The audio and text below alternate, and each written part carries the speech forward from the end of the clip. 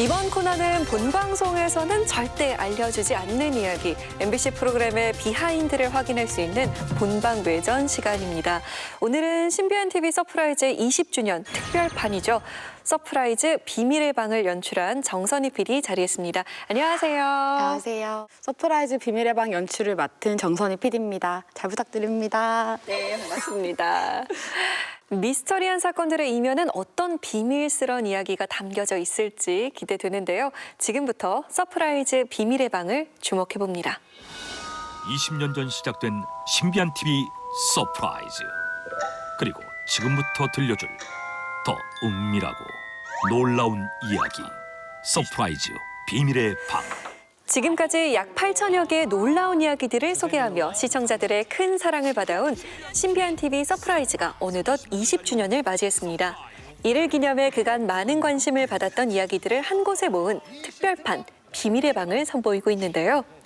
예언과 시간 여행을 시작으로 악마의 생체 실험과 극악 무도한 독재자. 세기의 독재자 아돌프 히틀러다. 스탈린. 히틀러가 죽었다라는 증거가 전혀 없어요. 스탈린이 죽인 사람이 우리나라 인구의 절반 이상. 이런 사람들이 사이코패스입니다. 비운의 죽음을 맞이한 스타들의 이야기까지. 지난 20년간 서프라이즈를 통해 방영됐었던 미스터리한 진실을 주제별로 모아 살펴보는가 하면 음모론부터 역사적 진실을 아우르는 패널들의 토론과 대결로 스피노프 프로그램만의 특별한 재미를 선사하고 있습니다. 긴 시간 사랑받아온 프로그램인 만큼 신비한 TV 서프라이즈는 두터운 마니아층을 형성하고 있는데요. 특별판에 대한 서프라이즈 애청자들의 반응 어땠습니까? 생각보다 많은 분들이 저희가 이렇게 스피노프를 하기를 기다리고 계셨던 것 같더라고요. 그래서 저희 SNS를 통해서도 너무 재밌게 보고 있다. 이런 기획을 왜 이제 했냐라는 얘기들이 되게 많으셨고요. 유튜브를 비롯한 영상이 올라가는데 영상 조회수도 서프라이즈 본방보다 조회수가 더 많아서 좀 놀랐습니다. 네. 우리 위원들은 어떻게 봤는지 궁금합니다. 서프라이즈 애청자가 바로 접니다. 예, 그래서 이 비밀의 방 한다고 했을 때 큰 기대를 했거든요. 왜 그런가 하면 서프라이즈가 그간 워낙 오랫동안 방송을 해왔잖아요. 그래서 일일이 찾아보는 건 너무 수고스럽고 누군가가 나 대신 정리 좀 잘해줬으면 좋겠다. 비밀의 방 같은 경우는 정말로 주제별로 그런 서프라이즈의 핵심만 잘 뽑아서 잘 정리를 해준, 그래서 그 비밀의 방에 저도 손님으로 초대돼서 함께 즐기고 있는 듯한 기분이 들었습니다. 또 포맷 변경도 시도를 하셨잖아요. 처음에는 이야기를 나누는 방식으로 다 같이 진행을 하다가 지금은 팀 간 대결로 바뀌면서 좀 더 긴장감도 불러일으키고, 제작진이 계속 시청률을 끌어올리기 위해서 많은 노력을 하고 있구나라는 생각도 들었습니다. 사실 요즘 스토리텔링 토크쇼가 굉장히 유행을 하고 있는데, 사실은 서프라이즈 자체가 이런 스토리텔링 토크쇼의 원조격인 프로그램이잖아요. 그래서 비밀의 방 자체가 이런 서프라이즈의 초창기 스튜디오 토크 포맷을 그대로 가져오면서 사실은 우리가 원조 맛집이다 이런 거를 알려주면서 어떻게 보면 이제 특별판의 역할을 굉장히 잘 수행했다라고 할 수가 있고요. 또 이런 심화 토크쇼 포맷이 굉장히 좋았던 게 서프라이즈가 20주년이 되면서 최신 정보를 또 수정해야 될 점이라든지 어떤 시대 정신을 좀 반영해서 다시 한번 짚어줘야 될 부분이라든지 이런 것들을 짚어줄 수 있는 적절한 포맷이라는 점도 되게 좋았는데요. 제가 인상적으로 본 부분이 이제 샴쌍둥이 실험의 어떤 자매 비극에 대해서 다룰 때 서프라이즈 안에서는 실험실 밖에 세상의 편견이 훨씬 더 무서웠다 이렇게 마무리 지었다면, 이게 이렇게 심화 토크쇼의 포맷을 통해서 이제 곽재식 박사가 저런 분들이 생활한다고 했을 때 얼마나 평등한 시선으로 볼 수 있을까? 우리는 얼마나 더 잘할 수 있을까라는 것에 대해서는 자꾸 계속 생각이 깊어집니다. 이런 질문을 다시 한번 던지면서 이런 이야기의 어떤 현재적인 측면을 같이 짚어볼 수 있다는 점, 이러한 점이 저는 이 방송을 보면서 좋았던 것 같습니다.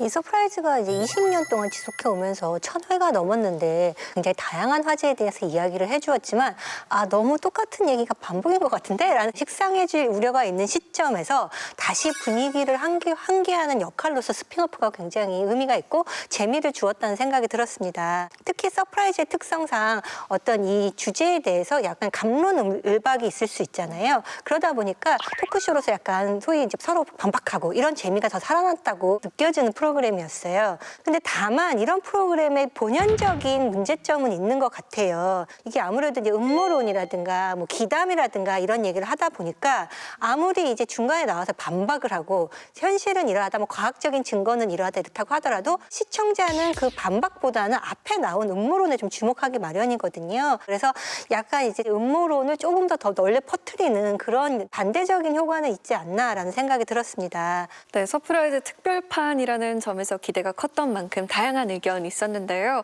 감상평에 대해서 어떻게 생각하시나요? 우선 저희가 20주년 특별판을 준비하면서 했던 기획 의도를 너무 잘 이해해 주신 것 같아가지고 제작진으로서 너무 기쁜 마음이 들었고요. 저희가 이 20주년 특별판이라는 거는 지난 20년의 서프라이즈를 어떻게 시청자들과 나눌 수 있을까라는 그런 생각에서부터 시작이 됐어요.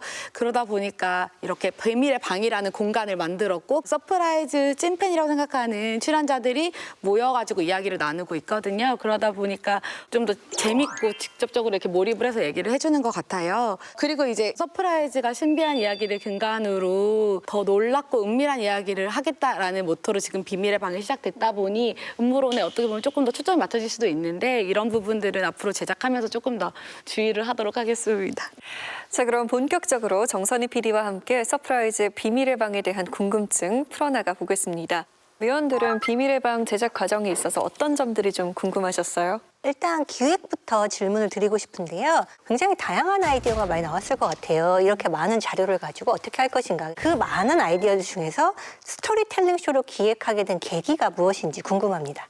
사실 저희가 1월이면 1000회였거든요. 그래서 900회 특집, 800회 특집, 700회 특집에서 이미 서프라이즈 아이템들을 굉장히 다양한 방식으로 다이제스트해서 보여드렸었어요. 차트쇼 같은 형식도 있었고 그리고 출연자들이 모여서 자신들이 출연함에 있어서의 그런 소회 같은 거를 나누는 시간도 있었는데 20주년 특별판 같은 경우에는 그러면 오히려 좀 더 서프라이즈 아이템에 집중을 해보자, 이야기에 집중을 해보자 생각이 들더라고요. 사실 서프라이즈의 근간은 세상 곳곳에 있는 재밌는 이야기잖아요. 그래서 그 이야기에 집중을 하려면 스토리텔링이 가장 또 저희가 잘하는 부분이니까 그 부분을 좀 더 강조해서 이야기를 하면 좋겠다라는 생각이 들어서 그렇게 진행을 했고요.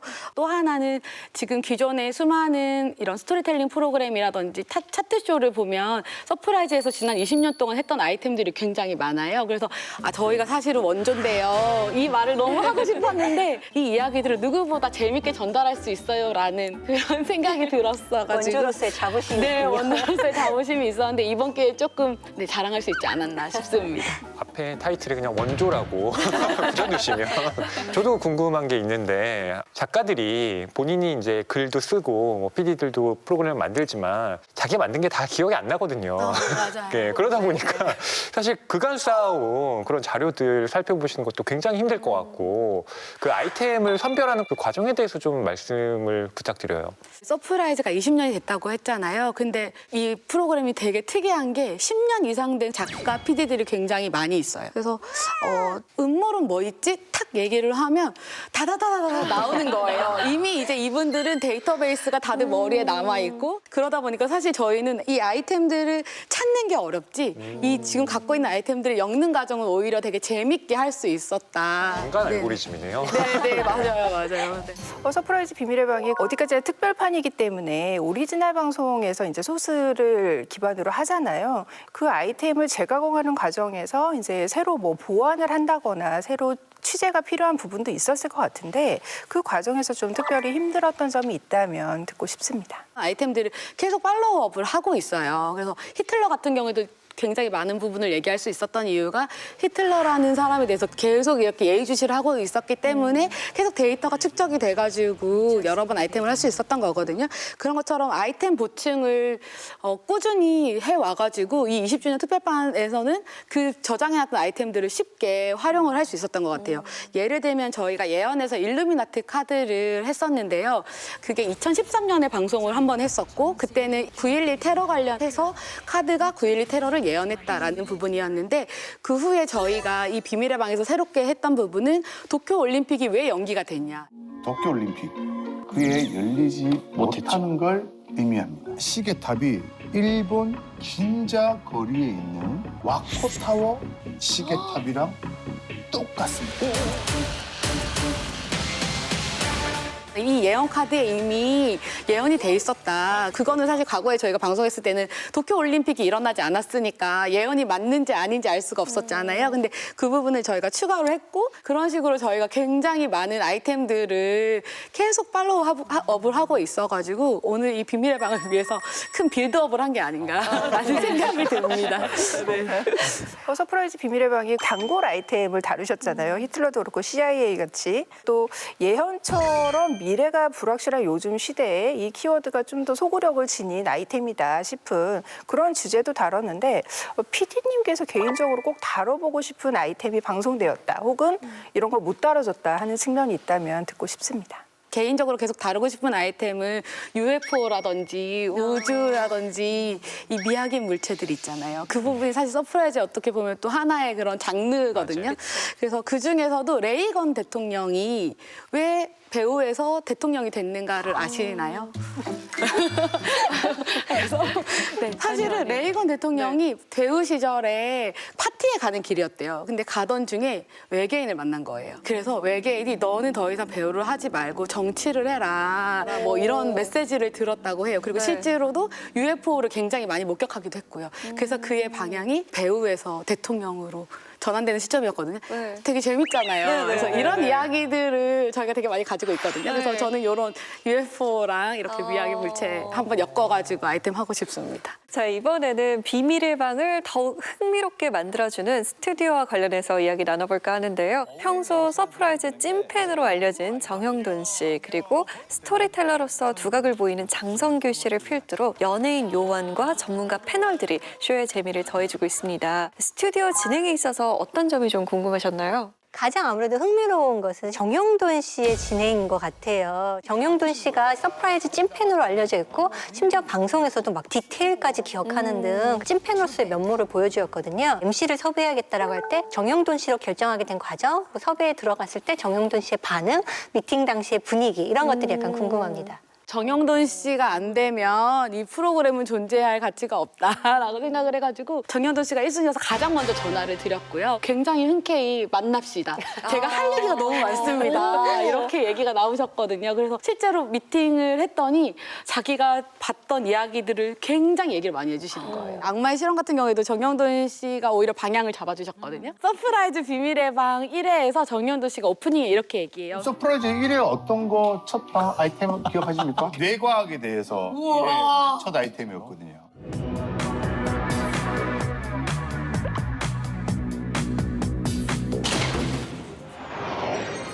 인간의 뇌에는 무한한 능력이 숨어있다.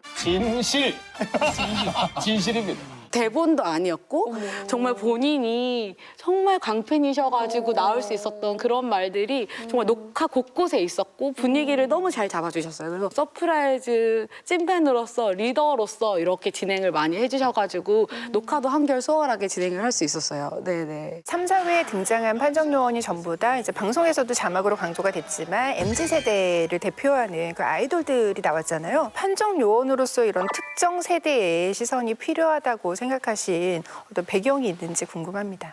저희가 서프라이즈 시청률 그래프를 매주 이제 분석을 하다 보면 10대들의 시청층이 굉장히 낮아요. 매체 접근에 있어서도 10대들은 사실 텔레비전보다는 다른 매체를 통해서 영상을 많이 소비를 하시잖아요. 그러다 보니까 저희는 이 10대 MZ세대를 영업을 하면 어떨까? 그 영업이라는 컨셉에서 이제 MZ세대를 저희가 일부러 판정 요원으로 모셨거든요. 그래서 아이돌들이 출연하는 프로그램 찾다가 서프라이즈 비밀의 방 뭐지? 그래서 이게 서프라이즈에서 하는 프로그램이야? 서프라이즈는 뭐지? 그럼 서프라이즈는 이렇게 재밌구나라고 연결될 수 있도록 저희가 영업을 한번 해보겠다라는 커다란 포부가 있습니다. 알고리즘 영업이네요. 그것도 예, 연결에 연결. 그 1회 일루미나티 이야기를 할 때 그때 스튜디오 조명이 갑자기 꺼졌잖아요.